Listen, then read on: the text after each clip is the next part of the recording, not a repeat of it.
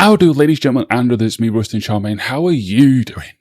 I've had it brought to my attention by Shink on albumoftheyear.org in a comment on one of my reviews, that Olivia Rodrigo has released a single. I looked and I just saw a music video for one of the songs that was on the last album for A Girl So In Love You Look So, sentence with those words in it. And I missed the fact that she actually released another song called Serena Joy. Now, in Googling it, I accidentally... I don't like to... I like to go in as blind as I can when I do reactions to songs, but I just Googled Serena Joy thinking the song would come up, and it didn't. A character from The Handmaid's Tale came up, which is... It's not a book I ever read, but I did watch the TV series a long time ago. And from what I recall... Well, from what I saw / recall, Serena Joy is... How can I explain this quickly? It's a story where it's a dystopian future where I think the northeast of the United States has become a separate country where it goes back to like a pre-war style patriarchal society. In fact, further than pre-war, probably like 19th century. And I think the driving force is that the majority of women are infertile, barren. And so fertile women become like a commodity, and so they're kidnapped and separated from their families and forced into servitude to a usually wealthy family and forced to bear their children. And there's these weird rituals. If you're sensitive to topics about a word I can't say on YouTube, forcing... You know what I'm trying to say. If you're sensitive to topics like that, I'd maybe give it a miss. But if you like... It's a very good story. It's a very upsetting story, but it's a very good one. There were... As soon as I saw the actor's face in the costume when I Googled it, because it was one of the images that came up, I immediately had a flash to a scene. If you've watched it, you know the scene I'm thinking of, where... they're on a bed. That's all I'm going to say. It's weird. It's horrible, but it's not too far removed from... Well, it's a world that I'm sure there are lots of people would want and are aiming for. So I imagine that's what this song's going to be about, because Shink also said it's political, and that's why it was left off the album, because it doesn't really fit into the concept story of, you know, a love affair from beginning to end. So I'm quite interested to see what this is going to be about. I'm just now thinking, did I set up my reviews? I did set up the views. Awesome. So we have the lyrics and we have the song. Let's check it out.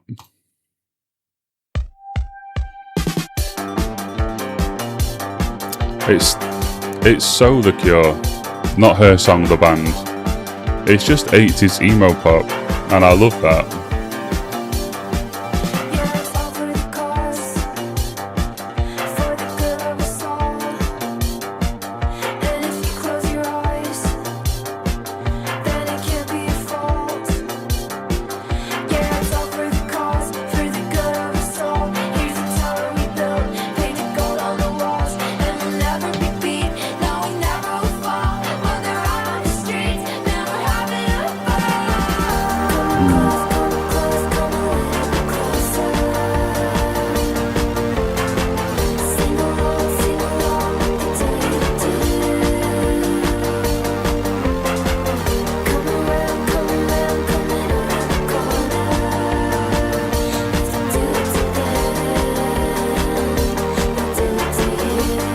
I like that.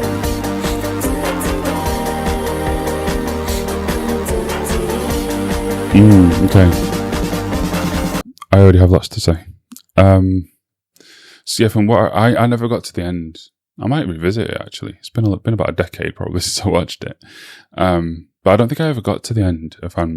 I'll be real with you. It was just, with the subject matter that it covers, it'd be very difficult for it not to be. But it's a bit of a slog, like emotionally. It's not exactly a feel good, happy time thing to watch or read, I imagine.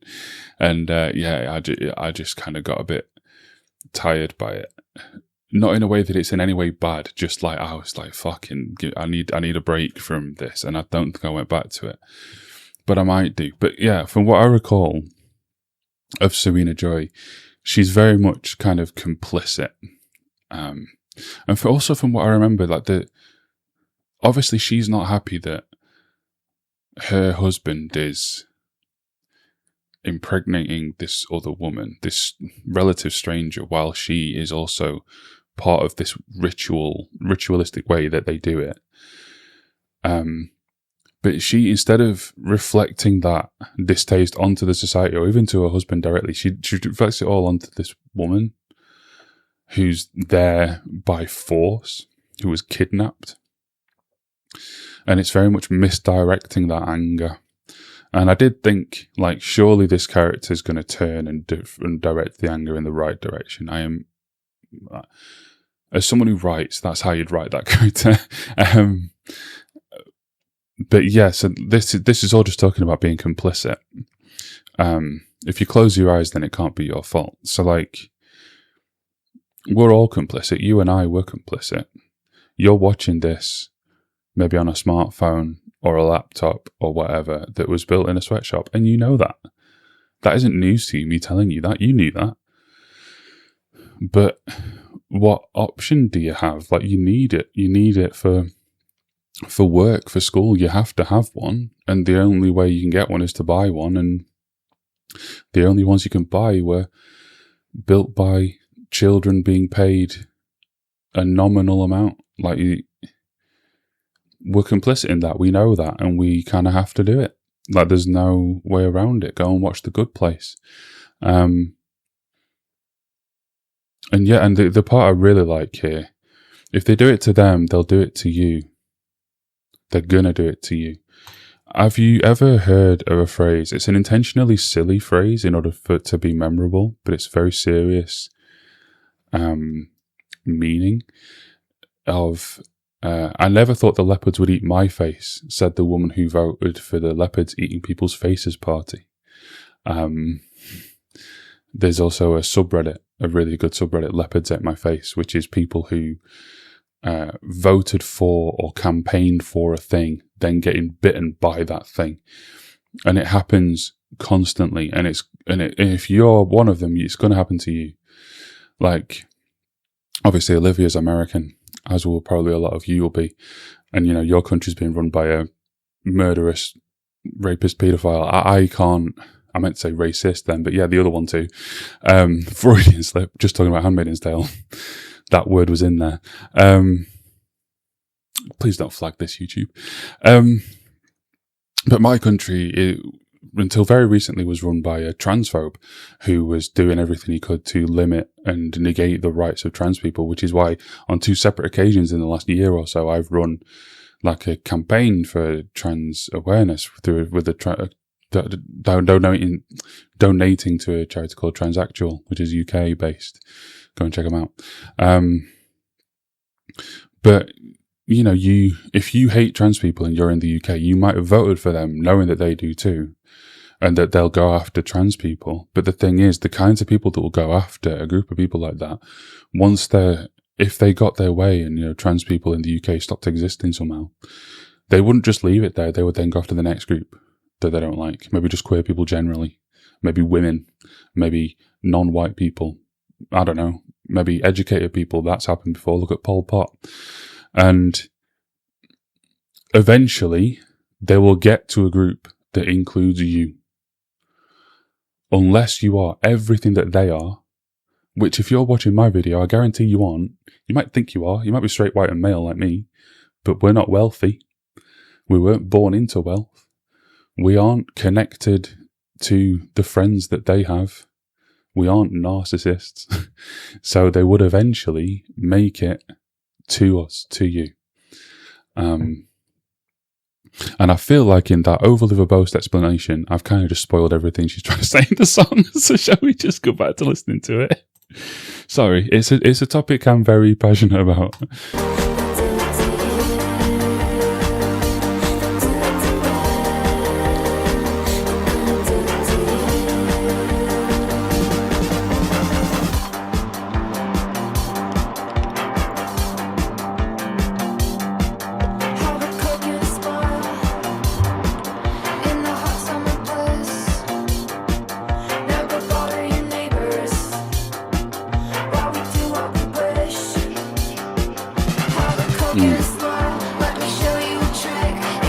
That's a good line.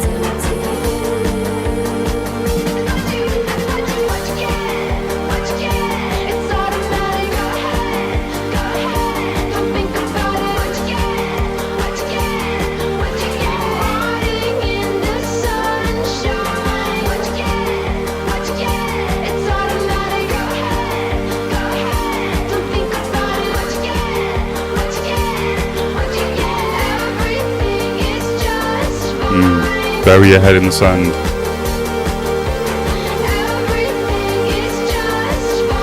The other most important line here is this one. I'm going to try and avoid another rant.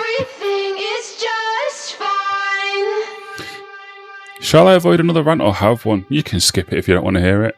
But that is another very important line because they'll try and turn us against each other. They'll try and turn you against trans people, gay people, black people, brown people, Hispanic people if you're American, Asian people if you're, by Asian I mean like Indian subcontinent people if you're from the UK. There's always someone, there's always something, there's always someone to blame for what you might perceive as you falling short, and they will always push you towards that rather than towards the actual answer, which is them. As lots of you probably know, I've spent the last year, since I was 33, I'm 35 in a few days, I have been fighting to get what I should get from the government for how ill I am all the fucking time. I have Crohn's disease, I have extreme anxiety, I haven't left my flat in about 15 months, and I have been fighting, getting rejected. I've made formal complaints. I'm appealing to tribunals. I'm having to fucking do everything I can just to get the basic support that I should have been getting for a year now.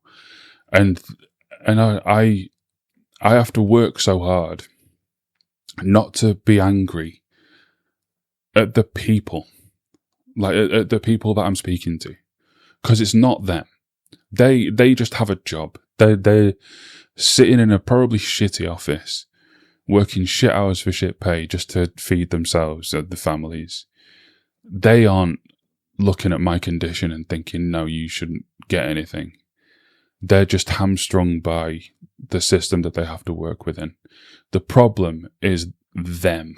It's the people in charge, the people whose goal it is to keep the wealthy as possible, if not wealthier, and keep the rest of us as poor as possible and subservient and dependent. And we need to avoid allowing them to turn us on each other. I have spoken for considerably longer than this song was playing. This is a 3-minute song. How long have I been waffling? Probably a while. If you've sat and listened to it, fair play to you. Give me a subscribe while you're here. Go and check out the clothing at roystonseanrain.com.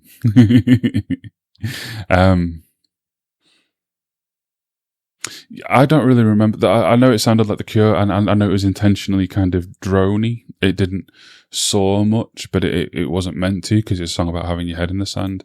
I think it did everything it meant to. It got me ranting, it got me thinking, it hopefully got you thinking too. As music, I don't think it was overly interesting, but I don't think it was supposed to be. I think it was the music was just a canvas to convey this message, and the message was conveyed very well.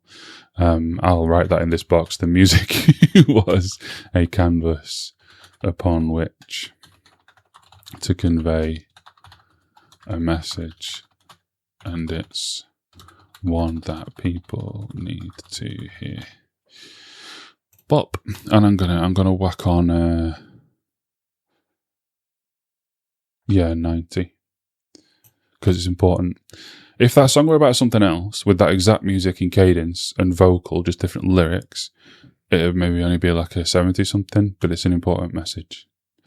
So yeah, what's the consensus? 89. I'm pretty much there.